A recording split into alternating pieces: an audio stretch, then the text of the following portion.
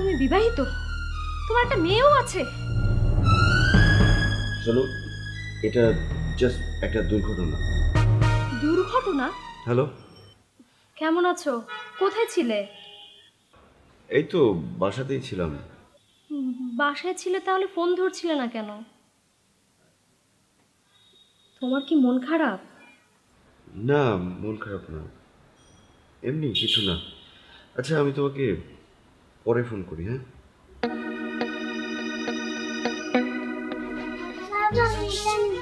এটা নিবে? এটা নিবে? কিন্তু আম্মু, এটা তো বড়দের। তুমি এটা বড় হলে পড়ো, ঠিক আছে?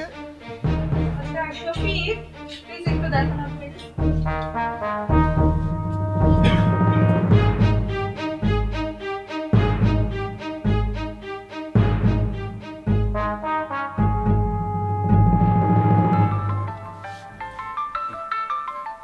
দেখি, কালোর উপরে সাদা কাজ।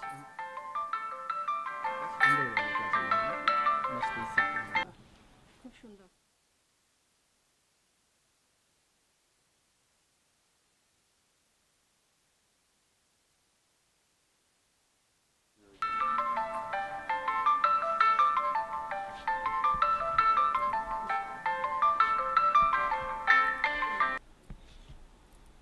ভালো লাগছে। অন্য কালার আছে?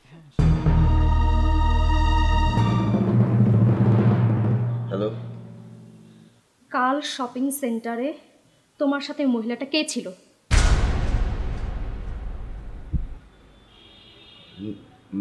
মানে কি বলছি বুঝতে পারছো না? সেটা জানা কি খুব জরুরি? আমার কাছে এখন এর চাইতে জরুরি কিছুই নেই। বলো ওই মহিলাটাকে। দেখো নাদিয়া, সব সত্যি কিন্তু জানতে নেই। মানে তুমি বিবাহিত? তোমার একটা মেয়েও আছে? চলো, এটা জাস্ট একটা দুর্ঘটনা। দুর্ঘটনা? কিসের দুর্ঘটনা? তুমি এত বড় প্রতারক? একটা মানুষ এত বড় প্রতারক হতে পারে? হ্যালো নাদিয়া, শোনো আমার কথা। হ্যালো,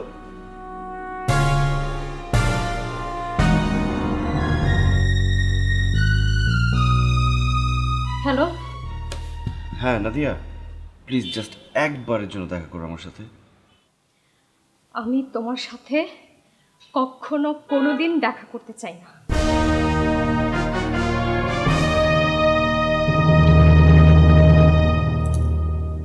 কি সমস্যা তোমার? কথা বুঝতে পারছো না? প্লিজ দেখো, বোঝার চেষ্টা করো। তোমাকে জাস্ট 10টা মিনিট সময় দাও। আমি তোমার সাথে দেখা করতে চাই না। ঠিক আছে, তুমি তোমার ডিসিশন নিও, বাট আমার কথাটা আগে শোনো।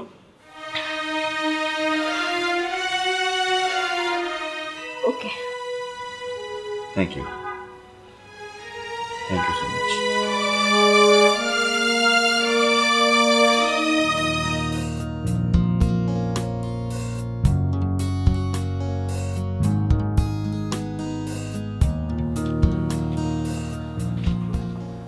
কি বলবে বলো।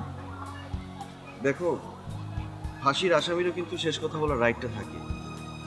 আমি কি আমার কথাগুলো তোমাকে বলতে পারবো? হ্যাঁ পারবো, বলো। আমরা দুই ভাই, আমরা যমজ। আমাদের চেহারা অনেকটা দেখতে একই রকম।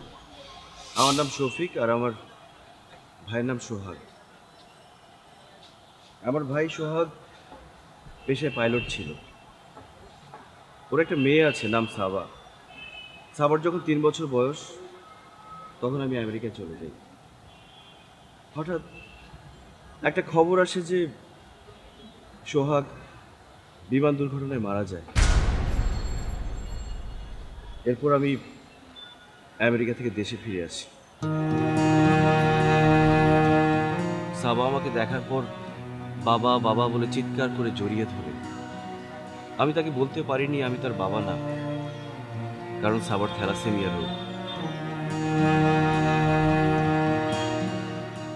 ডাক্তার বলেছে ওর মৃত্যু ঝুঁকি রয়েছে। এরপর থেকে আমি সাবার বাবার ভূমিকায় অভিনয় করে যাচ্ছি।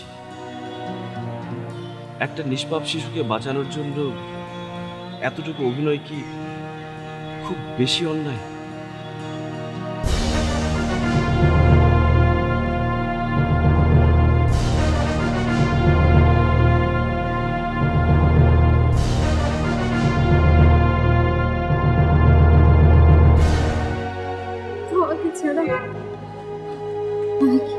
কিভাবে বাঁচতাম? সাবার জন্য তোমাকে বেঁচে থাকতে হবে। নাদিয়া, নাদিয়া।